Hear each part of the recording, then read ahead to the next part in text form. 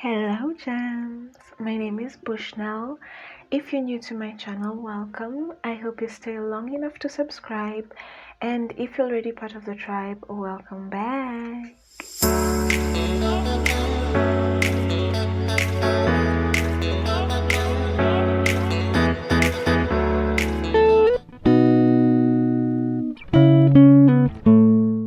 Ladies, today we are discussing about Abigail from 1 Samuel 25.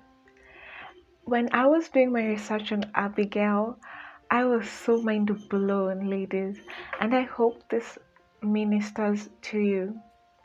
On the comments, let me know which of the ladies that we've covered so far has ministered to you, and which biblical lady you'd love me to talk about next. So without much ado, let's begin. Okay, so the rabbis depict Abigail as a wise and practical woman, capable of acting at the right moment and in the right way. They include Abigail among the four most beautiful women who ever lived. Jewish history respects this woman. She is smart, wise, gorgeous, sensitive, discerning, quick to take action, generous, and bold. With all these qualities, it is clear why she only married and attracted rich men, Nabal and King David. So my first point is take initiative, take action. And we get this point from verse 18, where we see she takes immediate action after finding out what King David is planning. And this just brings out the point of being decisive. I really cannot stand undecisive people. So when you are facing with something and it needs urgent decisions, what do? Do you just accept it? Go with the flow? It is what it is? Or do you take action and fight for what you want and not settle? I have this quote that has kept me for a very long time, literally since 8th grade, and it is, if you're going to go down swinging.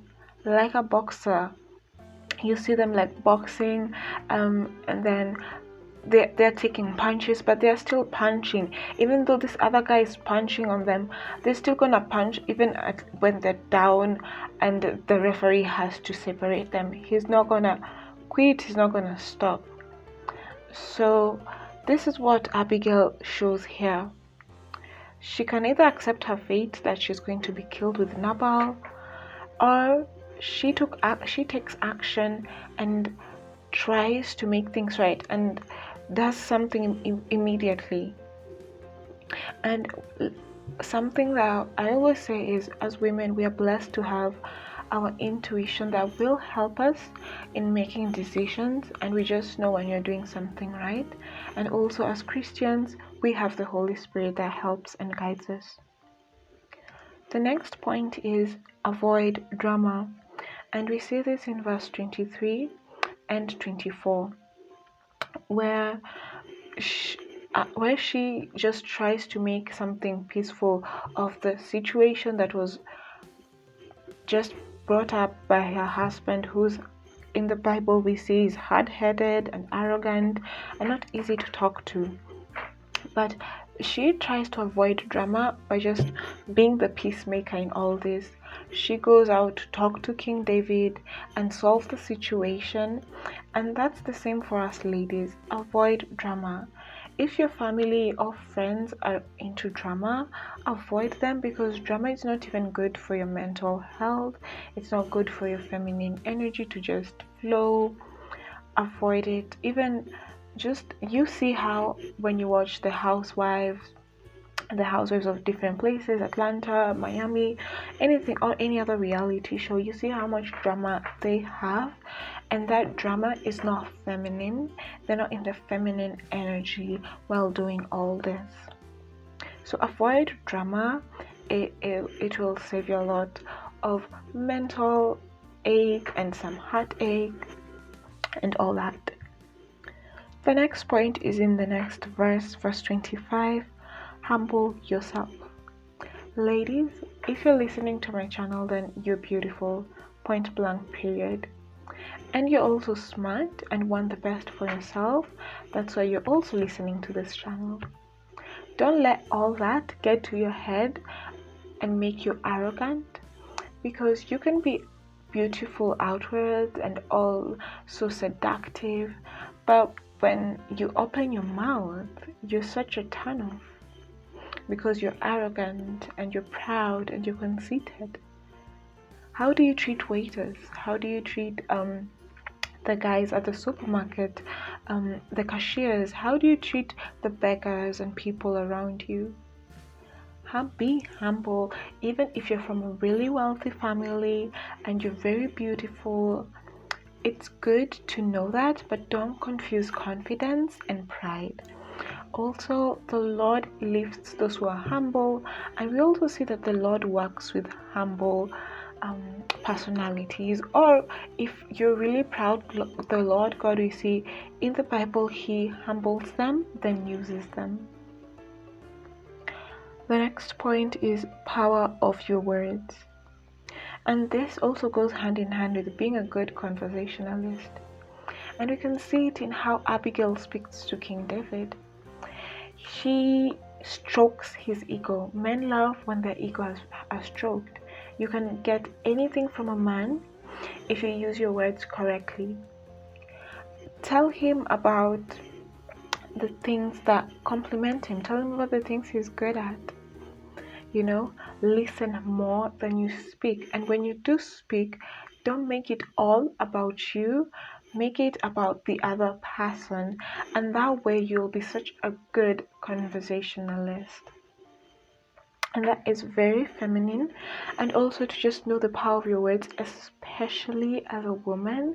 And not just the words you speak, but how you speak. That's something I watched in even Keeping Up with the Kardashians, when Kurt was like, yes, Kim, you do tell me to dress better, but it's not what you say, it's how you say it. And I think the way Abigail spoke to King David just made it easy for King David to calm down and have mercy on their household. The next thing is look at the big picture. And I just love how Abigail didn't think, I don't want to die. Only she saw the big picture. She went ahead and told King David, if you kill the entire household, can you just see how it will make you have blood guilt? Can you see how it will benefit you or not benefit you or my family? She showed King David the entire picture, and she thought of her entire household, and even King David's entire household. She saw the big picture. And even when I think of her, I think of Patrizia Reggiani. If you have not watched House of Gucci, you should, because she's a woman who saw the big picture, and that's how she ended up marrying Maurizio Gucci. So look at the big picture. The next point, and I shared this point with my first lady that I was talking about in this series, and it was Mikal, and the point is timing. In Mikal's case, she had poor timing, but in Abigail's case, she had perfect timing. After speaking to David, she had to go home and explain herself to Nabal, but when she got home, she found Nabal drunk, and she saw it fit to talk to him the next day when he was sober, and she ended up having an easier time talking to him and easier consequences, because Nabal is an arrogant man. He would have killed her, he would have beat her, he would have dealt with her, but because of proper timing, she was able to get away with it, out of lack of better words. And that's just the same thing, ladies. Even when you're speaking to someone, know the right time to speak and know how to convey it. Do you talk about it over the phone? Is it something you should talk about it face to face? That's something you should consider. My last point is knowledgeable. She knew a lot about David. From what we can see, she didn't just say things, she didn't guess things. She knew what exactly mattered to David, and she knew about David's battles. And let me tell you, ladies, and this is a point I've said in almost all my videos, if you want to attract and have a high network, you have to be knowledgeable. Read books, be cultured, know about your other cultures, learn a language, know about other countries, know what's going on around the world, and that way you'll be able to dine and meet with high value people. You'll be able to make friends with high value people, and they love such people.